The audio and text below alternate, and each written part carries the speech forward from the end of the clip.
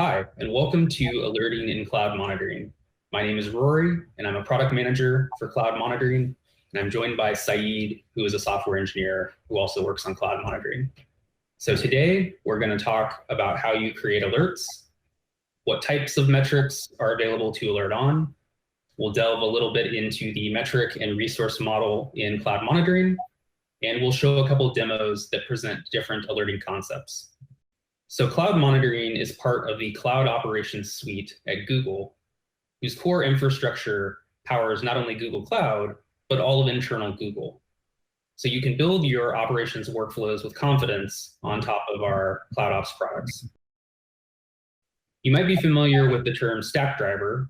That was previously the name for the monitoring product in Google Cloud. We've since rebranded to Google Cloud Monitoring just to further emphasize that we are the primary monitoring and operations suite of tools for all of Google Cloud.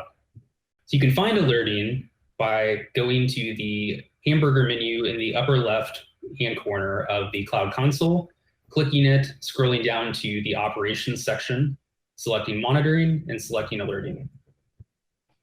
In alerting, you'll find the ability to create alert policies. You'll see incidents that have been created from alerts, and you'll also see notification channels, which let you route the alerts to the correct person or system. So what is an alert policy? Alert policies let you define a set of conditions that will generate a notification whenever that event is triggered. The notification can optionally contain documentation and metadata to provide additional information to the person receiving the alert. Alert notifications can be sent to a variety of channels, including email, SMS, Slack, PagerDuty, webhooks, PubSub, and more.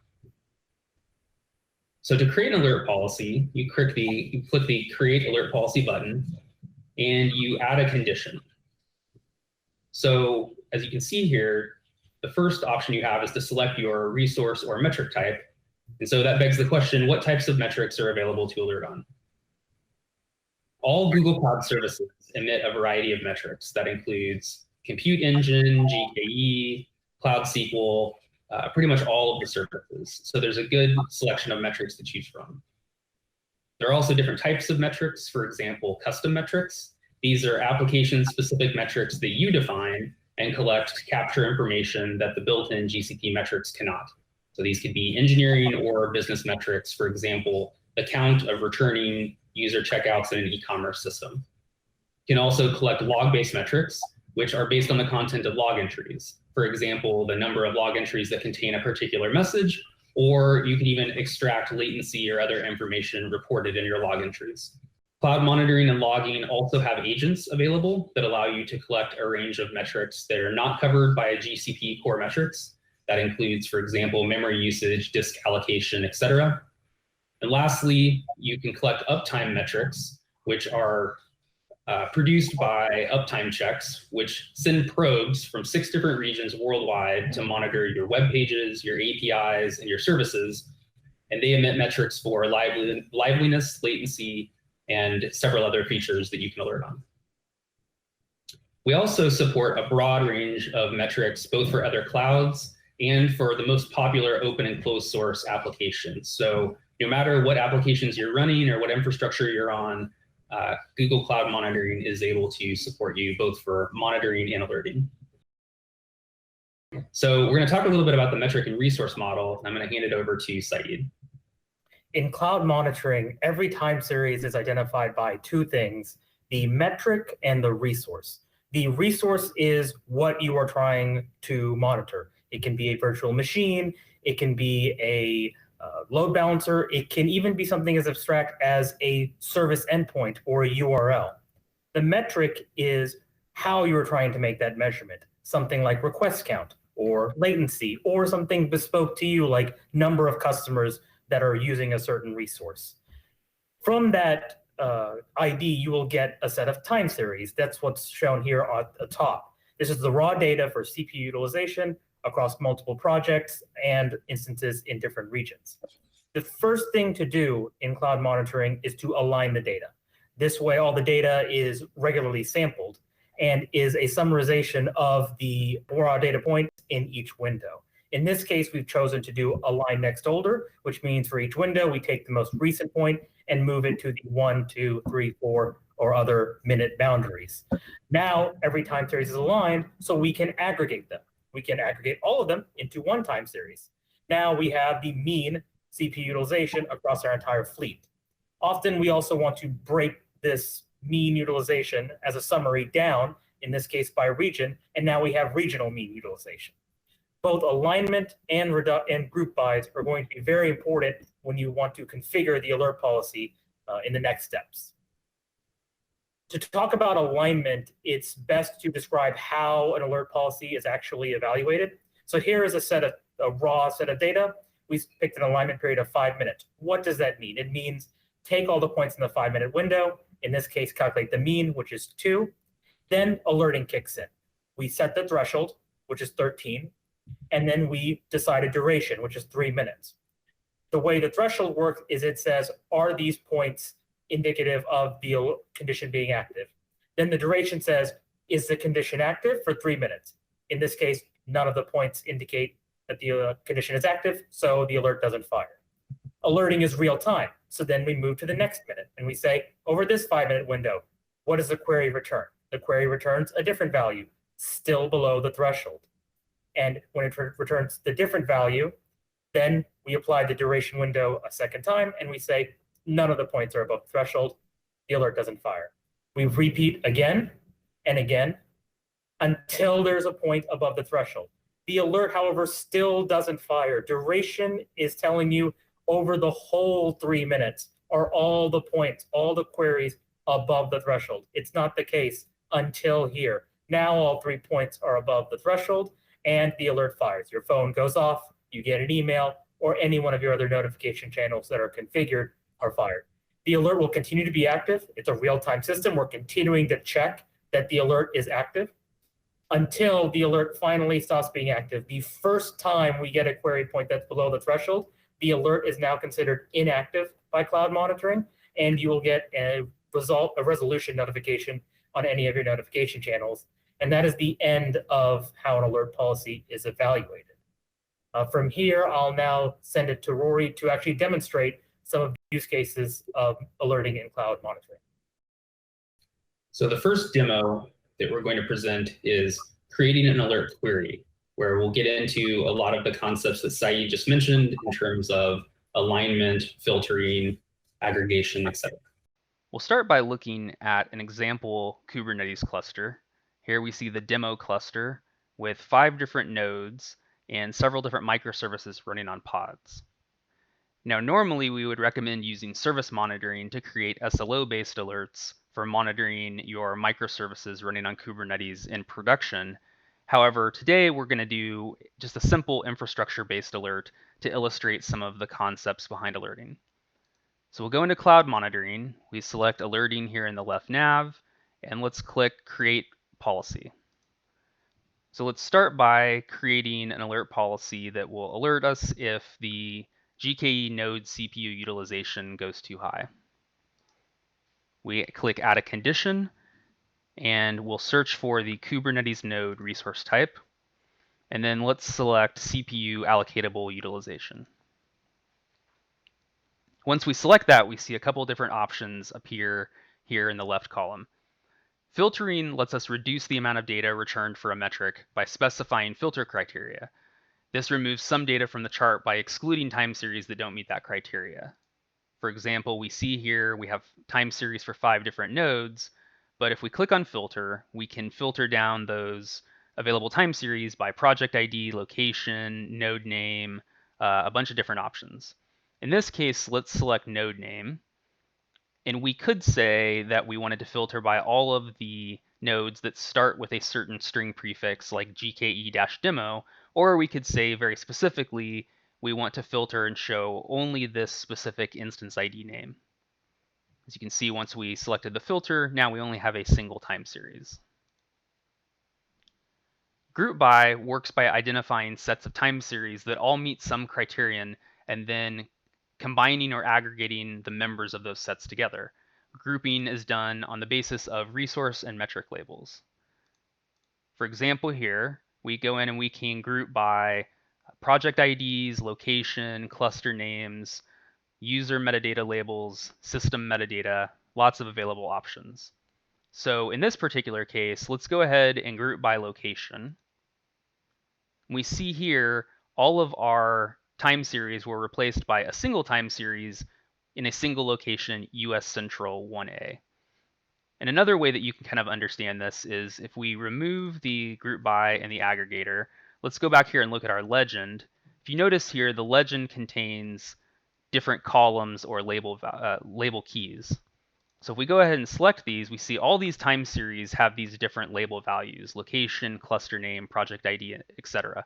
So again, group by lets us reduce down to a single time series, or pardon me, it lets us reduce down to time series grouped by a single label value, in this case, location. Aggregation lets us combine time series by using common functions, sometimes called reducers. The available reducing functions depend on the type of values the metric captures, but they commonly include choices like mean, max, min, standard deviation, assorted percentile values, other kind of statistical operations. When used with grouping, the reducing functions are applied across all of the selected time series, combining them to a single time series consisting of mean sum or other measure as is calculated across all the time series. So when used with grouping, again, this function is applied to the time series within each group. So again, just to see how that would work, if we select mean here, we're taking the mean or the average across those 5 time series produced by all of our nodes, and here we see a single time series there. Or perhaps we want to look at the 99th percentile, which is useful for latency metrics or many other kinds of metrics. Now we'll go into advanced options here, and if you remember from Syed's demonstration earlier, one of the most important fields to set for alert policies is the alignment period. So take, for example, an alert that you specify where you want to say, alert me if my CPU utilization is over 90% for 10 minutes. If you remember from Syed's talk, the for 10 minutes part is actually the alignment period that we want to set. What this does is it says, look at the last 10 minutes and take all the raw points that have been written for a given time series, and then apply an aligner, which in this case it defaults to a mean aligner. So effectively take all those points, average them, and produce a single point for the last 10 minutes that will be used as part of our evaluation. So we'll go here and we'll set just an arbitrary threshold so that we can talk to this a little bit better. But now that we have a threshold, we can see our points have been aligned using the mean aligner over the last 10 minutes. And here is how the time series are evaluating. We have 3 of them that are below the threshold and then 2 that are above. So now if we scroll down to configuration, we see the next important option, which is this alert condition will trigger if the default option is if any time series violates. So if we scroll up here, we can see that because there are 2 above the threshold, this would go ahead and trigger. There are also options for percent of time series. You could say I want 50% of my time series to be above or below the threshold, 75%, whatever you're interested in. You can pick an exact number, like 2 of my time series, 3 of my time series, or you can say all of them have to be above or below the threshold for the condition to trigger. Now for the condition, we can say that we want these time series to be above or below the threshold. We can say that we want them to be changing by a certain percentage. So for perhaps in a dynamic environment, I want to be alerted if my latency increases by 90% or 100%, something like that. Or if in a steady state environment, if something decreases by a certain percentage in a short amount of time. Lastly, there's also an option for absence alerts, but we'll talk about that in another demo. Lastly, this for option refers to the duration setting that Syed also spoke to in his demonstration. For most people, for threshold-based alerts, we recommend setting the value here to the most recent value, such that when the time series go above or below the threshold, you are alerted immediately. Now, if you'd like to use duration or a duration value to reduce false positives, you can do that. For example, we could say that the time series must cross the threshold for and must remain above the threshold or remain in violation for a 3-minute period for the alert to trigger, which will again reduce false positives, but also has the risk of making your alert be less likely to fire based on the shape of your data. And we'll have a demonstration later that illustrates that point. So now let's go ahead and save our condition. We'll also add a notification channel so that when our alert fires, we can be notified on email, Slack, PagerDuty, etc. So we'll go ahead and say that we want an email to be sent to foodexample.com. And lastly, we'll put in some documentation that explains to the person on call how they might attempt to remediate the issue caused by the alert. So we might say that they should check the database locks, they should check the amount of allocatable CPU quota for the pods, etc. Now we'll go ahead and save this policy. Now we see a graph here again of our time series, but we also see incidents that this is where once the alert starts firing, incidents will appear. Now we can go ahead to see what that looks like. We can go into our list of existing incidents. We'll select one of them.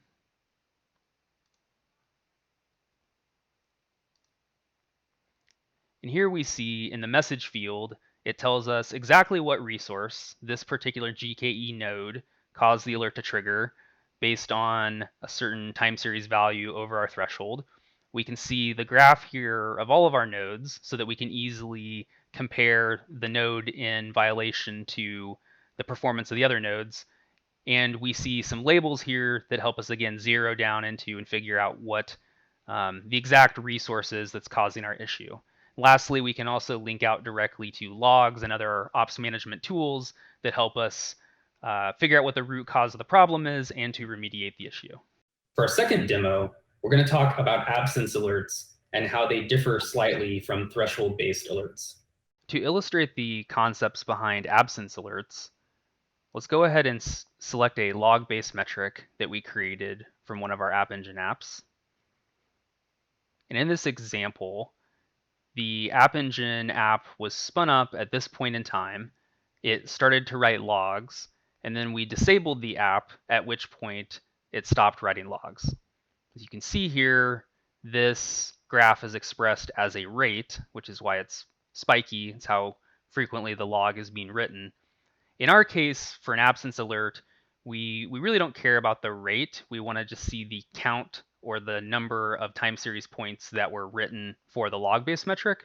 So in this case, we will apply a count aligner, which gives us a nice smooth line here. Again, we have kind of a step function. We see missing data or absent data here.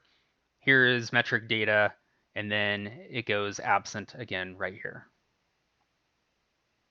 In order to create an absence alert for this metric, what you want to do is focus on the bottom. You want to say, instead of condition is above, you say is absent. Then the threshold will go away. And underneath the 4, you have the amount of minutes that you actually worry about this metric being absent before your phone goes off or before you get another type of communication. In this case, we'll choose 10 minutes. And the last thing here is clicking again on Show Advanced Options.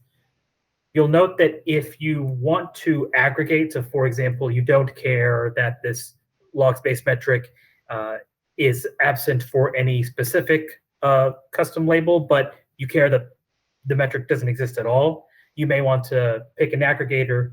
When that happens, you will need to pick an aligner like count. For alignment period, we suggest just picking 1 minute. That way you don't have to think about it and you can focus on the important parameter, which is the amount of time that the metric is absent. In our third demo, we'll discuss how alignment period and duration interact with each other and how it affects whether or not your alerts fire reliably.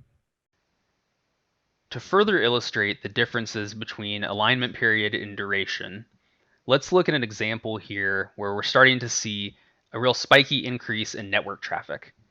We've selected the received bytes metric for our GCE VM instance. We see over here our received byte count, which is spiking up and down over time.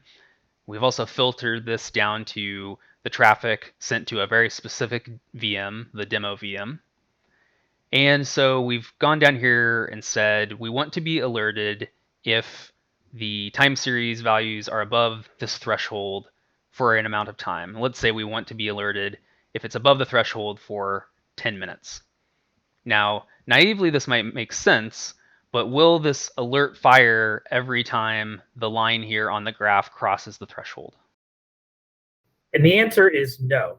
Based on the demonstration earlier, we know that we care about the 10-minute summary of bytes received. To do that, we should not change this field in the for field. Instead, we should go to advanced options. Pick an alignment period of 10 minutes. And then pick a statistic that we like. In this case, right over 10 minutes sounds reasonable. This is the average bytes received per second over every 10-minute window. You can see that the curve is smoother, better representing the fact that you care about the 10-minute average. After this, for the for field, which wasn't 10 minutes, the best thing to do is to set this to most recent value. That way, every time this smooth line goes above the threshold, your alert will fire. And your alert will not flap because remember, you have a smooth curve. It's going to take some effort for that curve to come back down.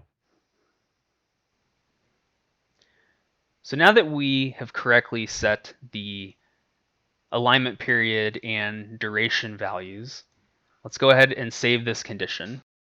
And one other thing that we want to illustrate is the ability to add multiple conditions to an alert policy. When we want to detect that a ping storm is happening, we're interested not only in the received bytes for one VM, for our demo VM, but we're actually interested in the behavior of another VM. So let's go ahead and look at our GCE instances.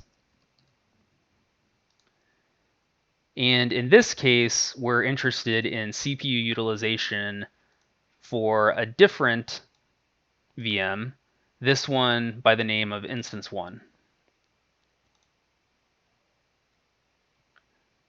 So now we see that, now that we've filtered down to this particular instance, we see here that instance 1 CPU utilization has been pegged at 100% for quite some time now. So we might want to say that if our CPU utilization is over 90% for a 10-minute alignment period, then alert us when the most recent value crosses the threshold. And we'll go ahead and click add there. You see now that we've added two conditions, we have another option that the policy will trigger when it defaults to any condition is met. So if either of these conditions trigger, you'll receive an alert. You also have the option to say if all conditions are met, so both conditions would have to be true. And then lastly, in our case, we will select all conditions are met even for different resources for each condition. So if you remember, in our case, the first condition was filtered down to the instance ID demo, and the second condition was filtered or predicated on the instance ID instance 1.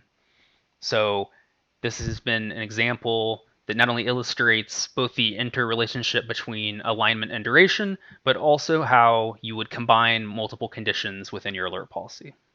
And that is it for our intro to alerting and cloud monitoring. Thanks for listening and have a nice day.